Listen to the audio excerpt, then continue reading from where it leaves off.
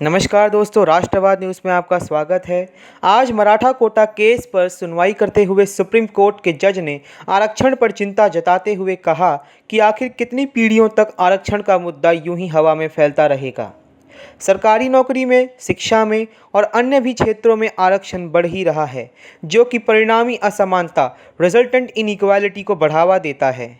ये बात मैं यहाँ पर इसलिए कह रहा हूँ क्योंकि उत्तर प्रदेश की योगी सरकार ने निषाद, मल्लाह और राजभर समेत 17 जातियों को अनुसूचित जाति का दर्जा देने का फैसला किया है। सरकार ने इसके लिए आदेश जारी कर दिया है। हालांकि समाज कल्याण विभाग द्वारा जारी किए गए आदेश में कहा गया है कि यह फैसला कोर्ट के अंतिम आदेश का अधीन होगा।